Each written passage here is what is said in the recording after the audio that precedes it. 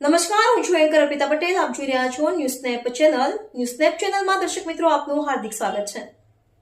દરરોજ નવીન સમાચાર જોવા માટે સતત અમારી સાથે જોડાયેલા રહો. વિસનગર શહેરની નગરપાલિકા હદમાં આવેલા સુશી રોડ ઉપર આવેલા ચર્મકુંડ ઢોર ચિતરવાની જગ્યા ખસેડવા બાબતે આ વિસ્તારના રહીશો દ્વારા છેલ્લા 5 વર્ષથી લેખિતમાં રજૂઆત કરવા છતાં આ દિવસ સુધી કોઈ કાર્યવાહી કરવામાં આવી ન હતી.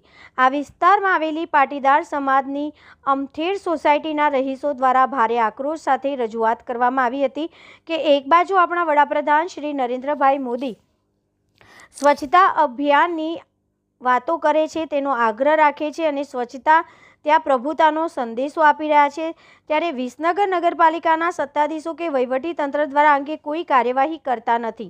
અને એવો પણ વડાપો કાઢ્યો હતો કે આપણા વિસ્તારના ધારાસભ્ય અને ગુજરાત રાજ્યના કેબિનેટ મંત્રી ઋષિકેશ પટેલ પહેલાં જ્યારે આરોગ્ય મંત્રી હતા ત્યારે પણ આ વિસ્તારમાં મુલાકાત લઈ ગયા હતા અને જે તે અધિકારીઓને સૂચના આપી હતી, પરંતુ 3 વર્ષથી આ વિસ્તારમાં આવેલા અમથેર સોસાયટી સહિતના ફતેહ દરવાજા વિસ્તારમાં રહેતા પાટીદાર અને રબારી સમાજની સોસાયટીઓના રહીશો પણ આ ચીરેલા ઢોરની દુર્ગંધથી ત્રાહિમામ પોકારી ઉઠ્યા છે. નગરપાલિકા દ્વારા આ ઢોર ચીરવાના ચર્મકુંડ એટલે કે ઢોર ચીરવાની વ્યવસ્થા કુવાસના રોડ ઉપર ખસેડવામાં આવી હોવા છતાં પણ આ વર્મી કમ્પોઝની બાજુમાં જ ઢોર ચીરવામાં આવી રહ્યા છે અને જેના કારણે આ વિસ્તારના શ્વાન પણ ભારે હિંસક બની ગયા છે. આ જાહેર રોડ હોવાથી દરરોજ જેવા ગામોમાંથી હજારો લોકો દ્વિચક્રીય વાહન લઈને નીકળતા પણ ગભરાય છે કે શું નગરપાલિકા દ્વારા આ અંગે કોઈ કાર્યવાહી કરવામાં આવશે ખરી કે પછી. રિપોર્ટર પ્રકાશ સોની, વિસનગર. અહીંયા અમારા એરિયાની અંદર ખૂબ જ ગંદકી, અમથેર સોસાયટી વિજાપુર રોડ ઉપર આટલી બધી ગંદકીનો પ્રવાહ એટલો બધો વધી ગયો છે ને કે જેથી કરીને લેવું અને શ્વાસ લેવાની ખૂબ જ તકલીફ પડે. એક બાજુ એવું કહેવામાં આવે કે સ્વચ્છતા અભિયાન ચાલે અને અહીંયા રેસિડન્ટ એરિયાની અંદર એટલા બધા ઢોળ નાખવામાં આવ્યા છે ને કે જેથી કરીને અમારા બાળકો પણ બીમાર પડ્યા કે શ્વાસ લેવાની એટલી બધી તકલીફ પડે છે, જેમાં ઓક્સિજનનો ઘટાડો થઈ ગયો.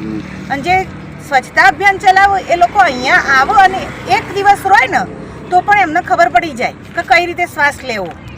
એટલે અમને રહેવાની ખૂબ જ અને શ્વાસ લેવાની અહીંના રહીશોને ખૂબ જ તકલીફ પડે. એમાં ઉંમરવાળા જે અમારા બા દાદા છે ને એમને તો ખૂબ તકલીફ પડે છે, જેથી કરીને વારંવાર એમને એડમિટ કરવા પડે છે. 7 વાગે આવીને જુઓ તમે. બીજા બોલો.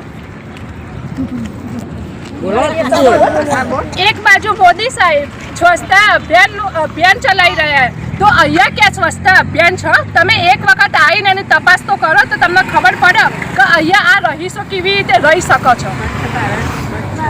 અત્યારે મોદી સાહેબ સ્વચ્છ ભારત સ્વચ્છ અભિયાન વિશે આટલું બધું કહી રહ્યા છે તો આ વિસનગર એરિયા જે ઋષિકેશ ભાઈ આરોગ્ય મંત્રી તરીકે આવ્યા હતા તો પણ એમને આ કોઈ કાર્યવાહી આગળ ચાલુ કરી નથી. આ વાતની ખબર છે કે ઋષિકેશભાઈ આવતા જતા આ અહીંયા થઈને આવી છે, જોઈ છે તો એમને આ જોયેલું છે તો એમને કોઈ કાર્યવાહી આગળ કરી નથી.